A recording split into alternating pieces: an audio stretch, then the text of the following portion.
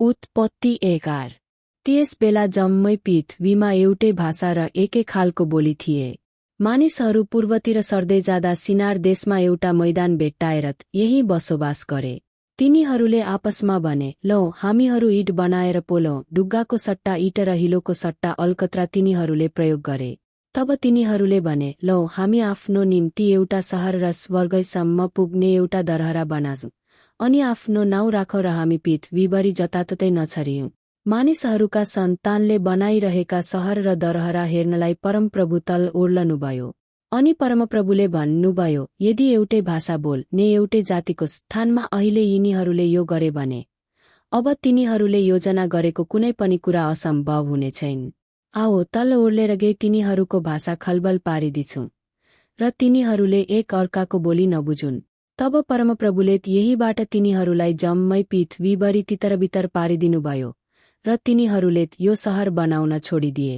यसकारण यसको नाउँ बाबेल 1 राखियो, किनभने परमप्रभुले यही नै सारा पृथ्वीभरिका भाषा खलबल पारिदिनु भएको थियो। यहीबाटै परमप्रभुले तिनीहरूलाई सारा पृथ्वीभरि तितरबितर पारिदिनुभयो। सेमको वृत्तान्त यही हो। जलप्रलयको 2 वर्षपछि 100 वर्षको उमेरमा सेम अर्पक्षदको पिता भए। अर्पक्षद जन्मेपछि सेम 500 वर्षसम्म बाँचे र उनका अरू छोराछोरीहरू जन्मे। अर्पक्षदको उमेर 35 वर्षको हुँदा उनी सेलाहका पिता भए। सेलाह जन्मेपछि अर्पक्षद 403 वर्षसम्म बाँचे र उनका अरू छोराछोरीहरू जन्मे। सेलाहको उमेर 30 वर्षको हुँदा उनी एबेरका पिता भए। एबेर जन्मेपछि सेलाह 403 वर्षसम्म बाँचे र उनका अरू छोराछोरीहरू जन्मे। एबेरको उमेर 34 वर्षको हुँदा उनी पेलेगका पिता भए। पेलेग जन्मेपछि एबेर 430 वर्षसम्म बाँचे र उनका अरू छोराछोरीहरू जन्मे। पेलेगको उमेर 30 वर्षको हुँदा उनी रोका पिता भए। रु जन्मेपछि पेलेग 209 वर्षसम्म बाँचे र उनका अरू छोराछोरीहरू जन्मे। रुको उमेर 32 वर्षको हुँदा उनी सरुगका पिता भए। सरुग जन्मेपछि रो 207 वर्षसम्म बाँचे र उनका अरू छोराछोरीहरू जन्मे। सरुगको उमेर 30 वर्षको हुँदा उनी नाहोरका पिता भए। नाहोर जन्मेपछि सरुग 200 वर्षसम्म बाँचे र उनका अरू छोराछोरीहरू जन्मे। नाहोरको उमेर 29 वर्षको हुँदा उनी तेरहका पिता भए।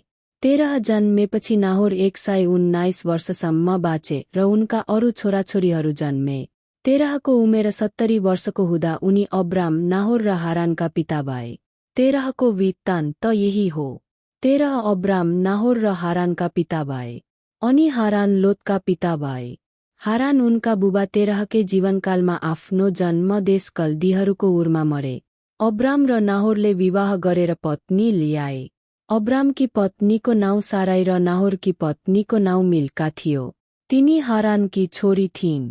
हारान चाहिँ मिल्का र इस्काका पिता थिए। साराई बाजी थिइन् र तिनका कोही छोराछोरी थिएनन्।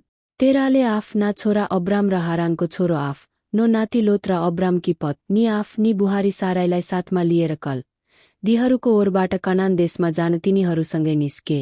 तर तिनीहरू हारानमा पुगेपछि यही नै बसोबास गरे। तेरहको उमेर 205 वर्ष पुगेपछि उनी हारानमा मरे।